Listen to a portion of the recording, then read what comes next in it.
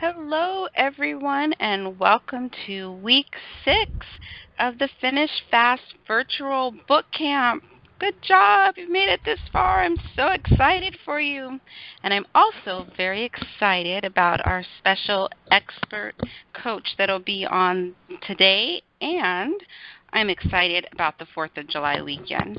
So it's almost here. I hope you have some time set aside to enjoy family and friends and maybe get a little writing into while you're at it. What I'm most excited about today is that you are going to get to hear from my personal coach, one of my favorite clients, and the recently published author, Kyria Kalata. Her book, Crafting Your Success, How to Make Vision Boards That Work, is going to be my best friend this weekend on my retreat, and I'm really excited because she is just a wonderful lady, a spectacular coach, and has this great energy and a really important life-changing message.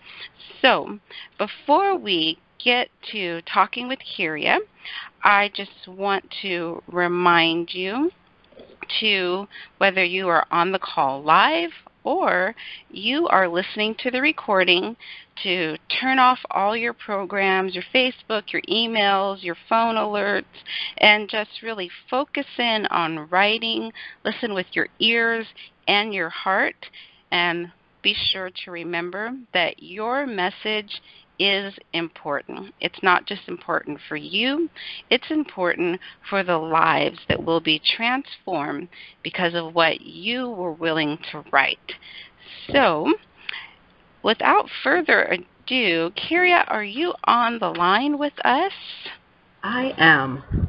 Wonderful. Again, I am so excited. Thank you so much for coming on and telling us about your experience of writing and publishing your first book and sharing what it's done for you professionally and personally.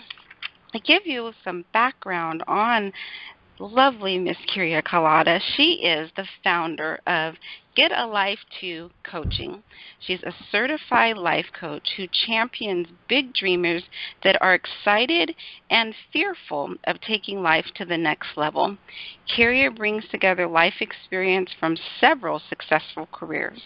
Her goal has always been to provide people the tools to live life better. As a TV news producer, she has worked at ABC, NBC, CBS, O&O, Hearst Media, and with 2020 and Good Morning America. Once realizing that she wasn't reaching her goals inside the media, she tested out a few other career paths that led her to become a regional sales leader trainer for a Fortune 500 company and a project manager in the medical market research field, specializing in rare diseases like hemophilia. All of these experiences have led Kyria to her own understanding of the Dorothy Effect, a program she created to help clients find the life they want to live. Welcome, Kyria. Thank you. Thank you so much for your awesome words. You're welcome. Everything is true, and there's so much more wealth of experience that goes into that short snippet of what has been your life. So, anything I missed that you want to share about your background and how you became a coach? Um, I'm just really excited to now add author to that list. That's definitely been a dream that I've not acknowledged as a life coach. I know that sounds crazy, but a dream that I've not acknowledged I've always wanted to have as part of my title, and now I can officially say I'm a published author. Nice. It does feel good, doesn't it? Fabulous. It's my equivalent of rock star status. Ah, beautiful. Um, what do you think, because you did mention that you wanted to do it for a long time, what do you think had to change for you to actually go ahead and write your book? What had to change for me to actually accomplish writing it?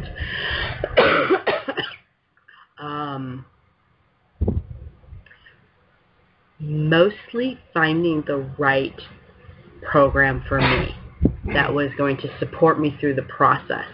And for me, it was actually having an accountability partner. Obviously, being you, that was probably the biggest thing that made the difference, because I bought programs, I read books, I spent at least 2 years reading all these different things about how to write a book in a weekend, how to create your book formula, and I even attempted to accomplish some of those avenues, but nothing ever got me to finish anything. I mean, I made outlines. I never actually got my words onto paper beyond titling a chapter. And the finished product that I have now versus what I had been attempting are two different things. The message is still the same, and I think the message is far more useful and far more from my heart than using formulas. And I do use air quotes with my formulas. So this just was the right program for you at the right time. Absolutely. Wonderful. And you've had some amazing results already from publishing your book less than 2 weeks ago, I believe. Why don't you just share a little bit about what came from actually getting it published? And the awesome thing was seeing the downloads of people actually wanting to buy the book. I had in my head that a few people will buy it, a few people will download it, but not hundreds. I had created a cap in my head of 20, maybe 20 people over maybe the first year of my book.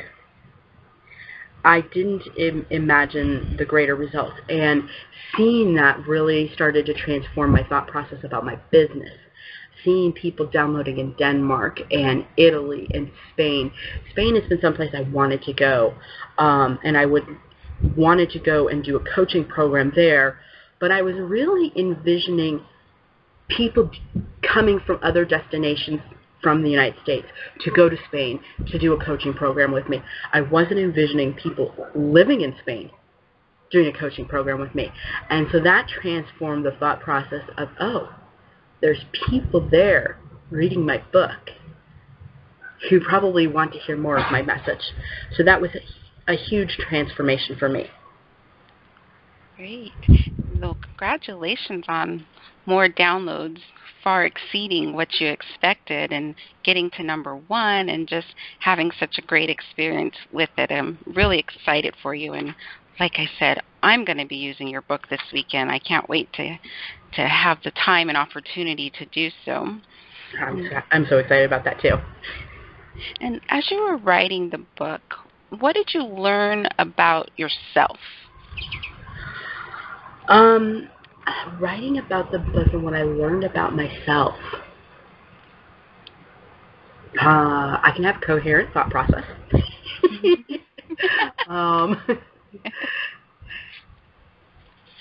That there was so much more inside that I needed and wanted to share than I thought I had.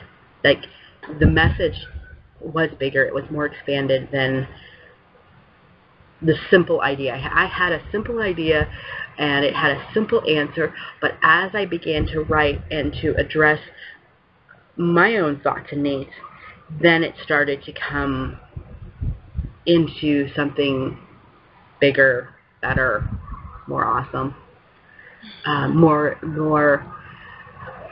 well-rounded for the reader. Mm-hmm.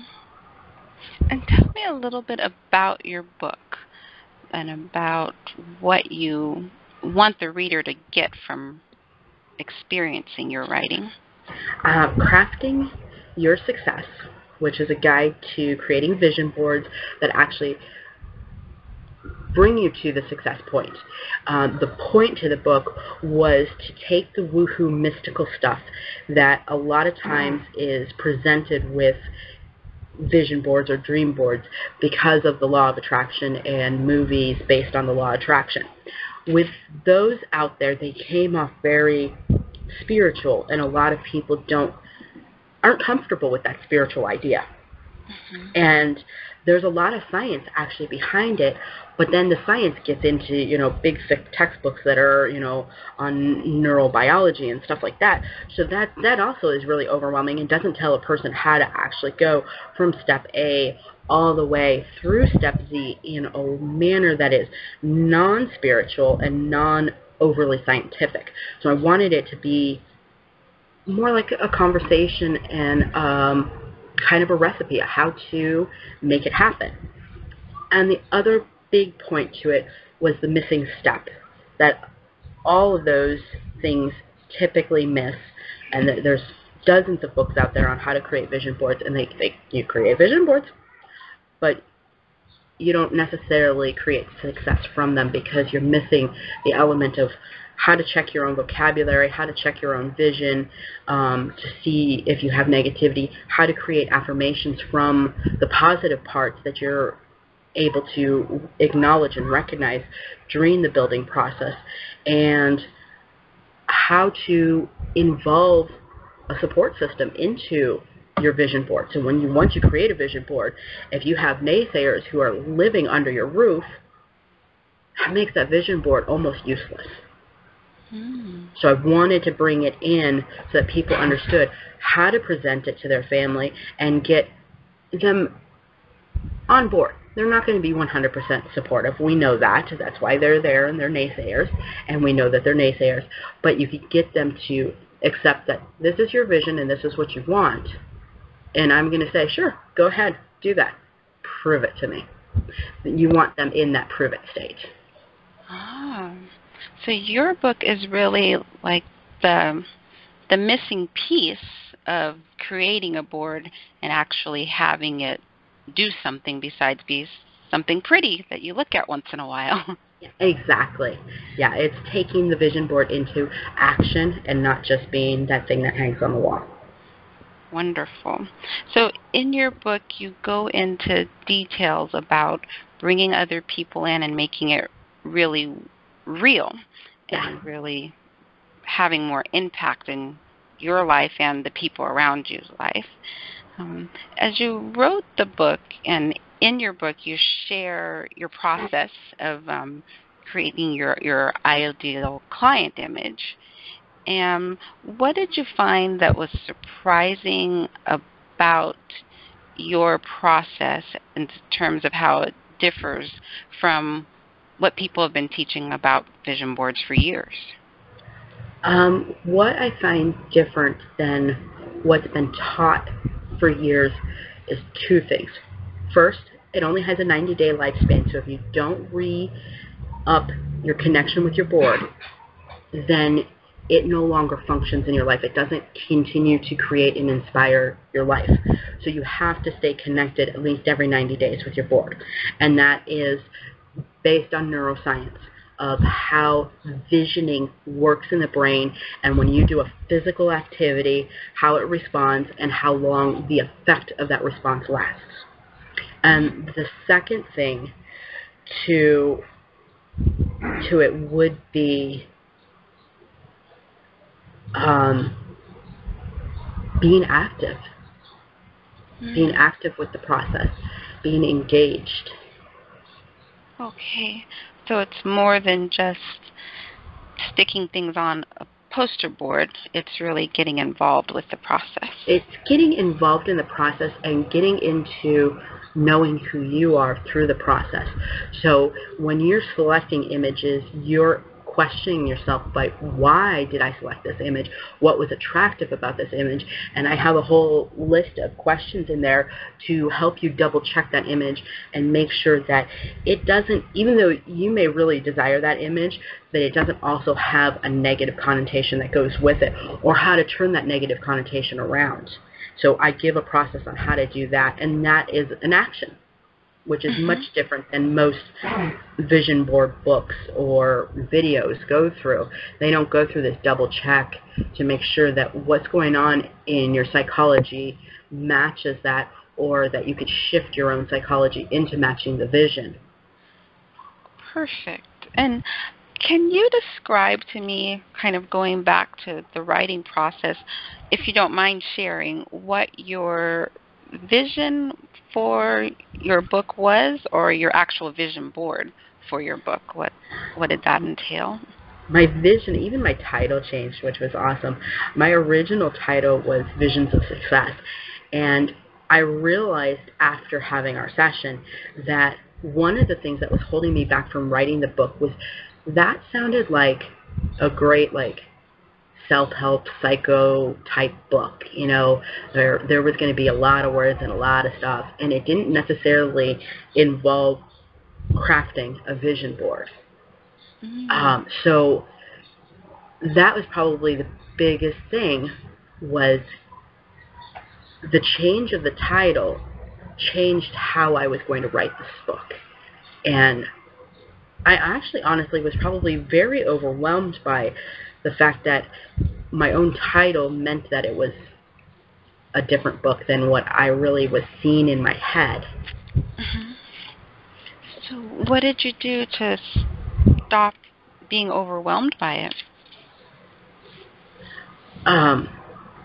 What did I do to stop being overwhelmed by that title? Well, I never did anything. I continued to plug away and even made my own book cover to help motivate me on getting this done and working on this book.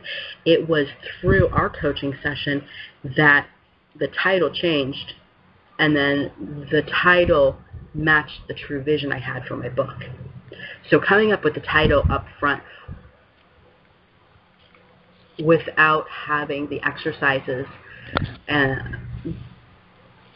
specifically in your program, without having those exercises and that communication with you, it would have never, I don't think I would have been able to overcome that overwhelm. Oh. Because I never matched my vision. My title never matched the vision I had in my head for my book. Aha. And that's kind of why vision boarding is so important, to get your life in line with your vision. Absolutely. Oh, that makes even more sense to me now. Thank you. You're always teaching me something. It never fails. Beautiful. So then, what would you say is the most important message you have to anyone that's kind of feeling overwhelmed with the thought of actually writing a book and is just getting started in the process of writing? Just getting started in the process of writing, and what they should do if they start to feel that sense of overwhelm or before they get to that point.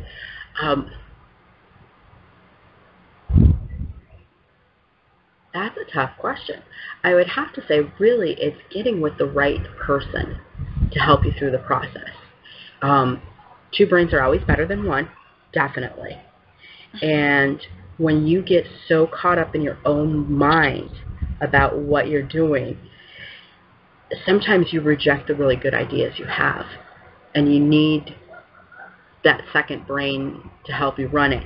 The other important factor is speaking it out loud. Hearing yourself and having somebody reiterate what you just said back to yourself, it makes it easier for you to think differently.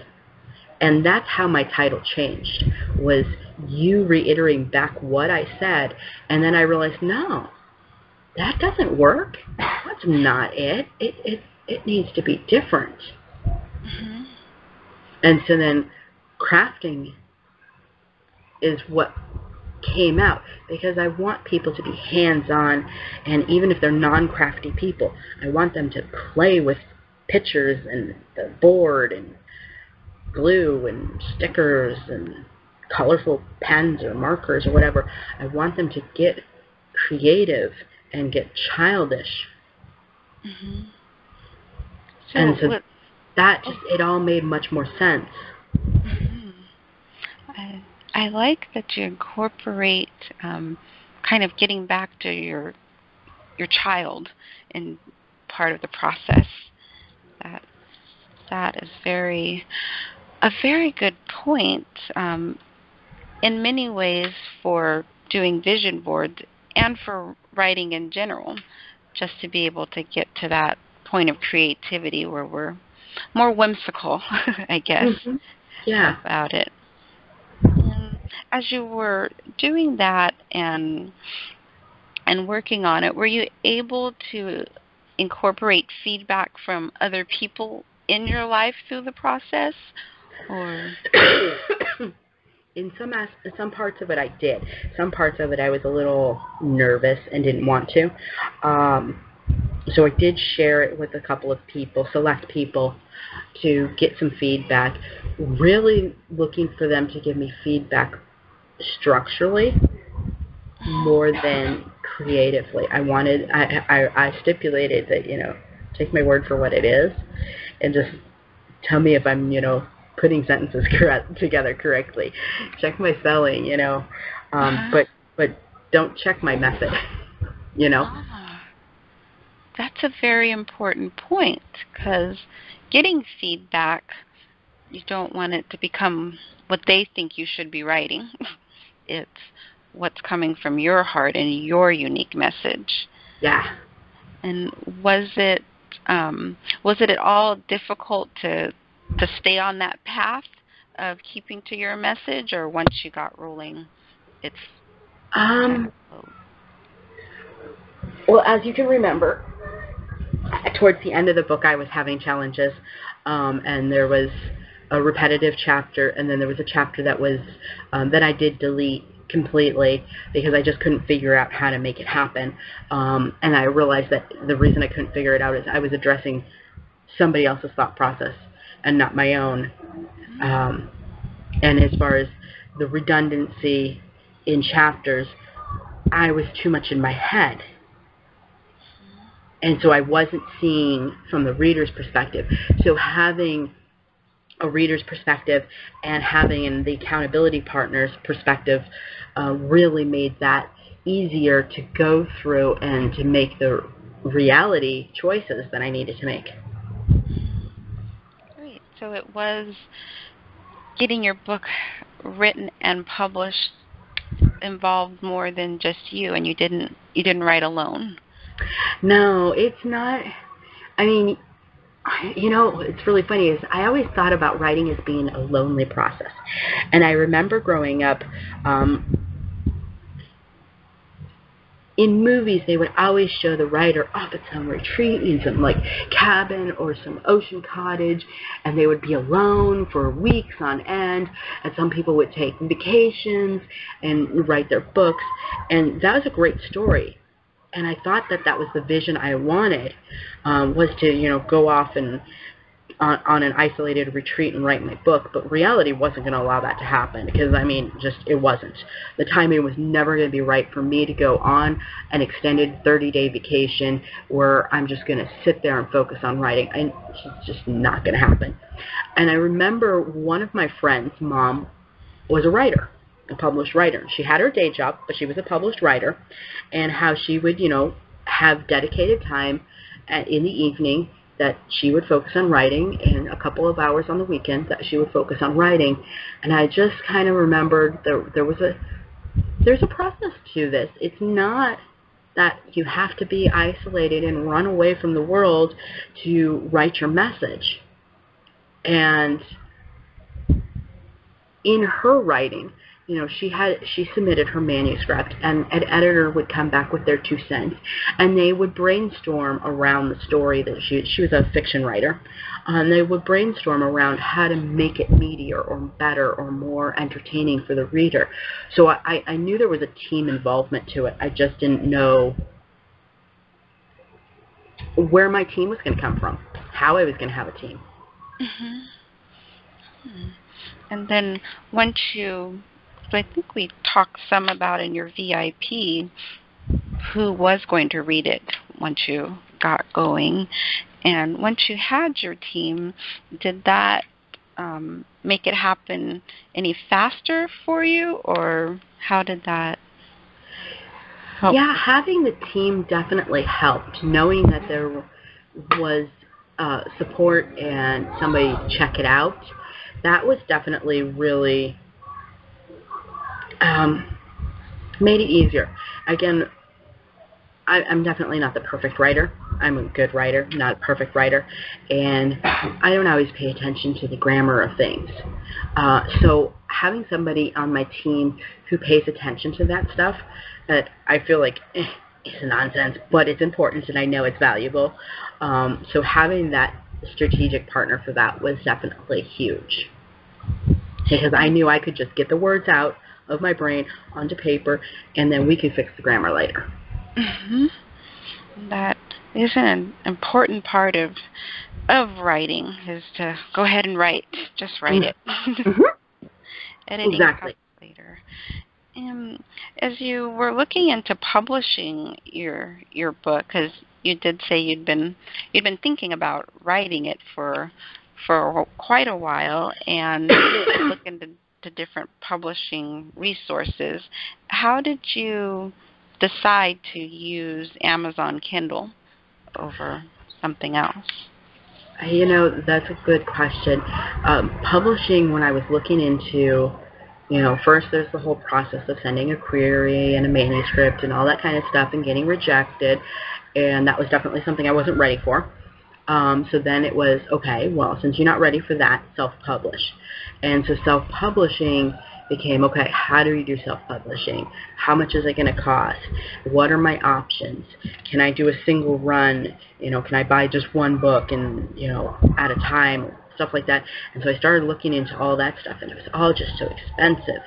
And then self-publishing in digital format has really transformed in recent years and become a very respected medium, that I kind of was like, okay, maybe I want to self-publish and on a digital format. Now it was about, okay, which digital format do I want? Do I want Barnes & Noble, or there's, the Amazon Kindle, all these others? And I really just it came to, Amazon's got the numbers behind them. They have people coming there all the time. They have their own email process where they, send people the list of, what's hot right now, in different categories, and based on what the reader's looking for, as well as, based on what they've read in the past and they've bought through their system.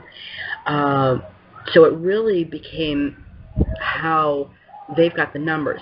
Then the second thing I thought about was the platform, as far as how easy Kindle is, and you don't have to have a Kindle device to read a Kindle book, because they have the Kindle Cloud, so anybody can look at it on any of their devices and not have to have that specific reader.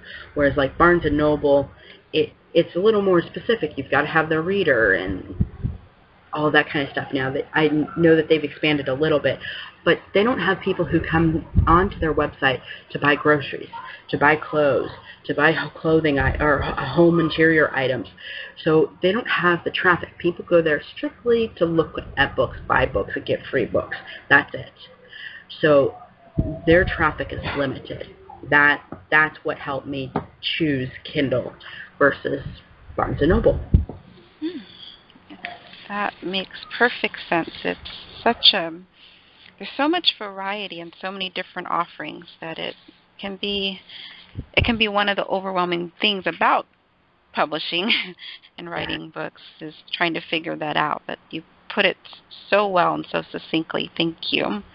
And what did you say, now that you've gone through the process, you've written your book, you've published it, you've experienced some great returns from publishing it and putting yourself out there in a new way, what would you say has been the most surprising aspect of publishing your book?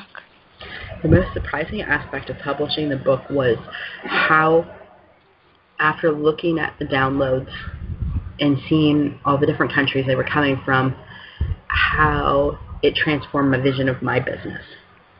and it was not expected how it expanded it, how it drove it home even more. I work with social entrepreneurs, women entrepreneurs, salespeople, but I really life coach. Life coaching is what I do. So my niche is my niche for marketing's sake, but my platform is life. And publishing the book and seeing all over the world people are interested in life. That's expanded my vision to I will go out there and I won't necessarily do a retreat based on social entrepreneurs. I might, but right now I definitely know that I'm going to do a retreat based on transforming somebody's life. Wow, that's very powerful. It sounds like doing this and this experience has changed not only your business but your life and Yeah. look at it. Beautiful. Well, thank you so much again for sharing your experience and for having the courage to go ahead and write and publish your book, because it's definitely something that people worldwide are going to benefit from.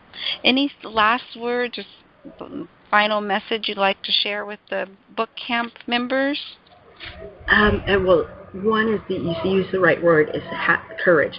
You definitely have to find the courage to get your message out there. But once you do, the vision and your message will expand in way more ways than you can even imagine before you hit that publish button. Yes, hitting that publish button. It's so scary, but it's so worth it. It is. It is. And it is the most transformational thing, because you are giving permission for the world to connect with you. I like the way you put that, giving the world permission to connect with you. That's beautiful. I might have to use that one. Thank you. By all means.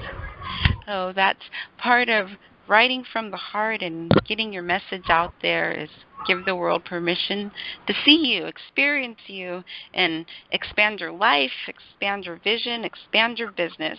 Exactly. So, beautiful. Well, thank you again for joining us, everyone on the call or listening at home. Your week 6 home fun is same as last week. Just write and write, then write some more if you have time, because I know it's a holiday weekend. And your bonus activities are to block out 6 to 8 hours of just have fun time. So if you're in the U.S., enjoy the 4th of July holiday weekend. If you're outside of the U.S., enjoy a normal weekend, unless you have a holiday this weekend too that I'm not aware of, which is very possible. And everybody, I invite you to celebrate your freedom to write from the heart worldwide. Write a thank you note to someone, maybe yourself, thanking yourself for having the courage to write, and celebrate yourself. Really celebrate who you are and what you're doing and your message to the world. And your last bonus activity is to perform 2 random acts of kindness to one person that you know well, like a family member, a friend, and to one stranger. That one might be easier actually than the one you know well. But have fun, enjoy the rest of your week, and as always, write from the heart. Thank you.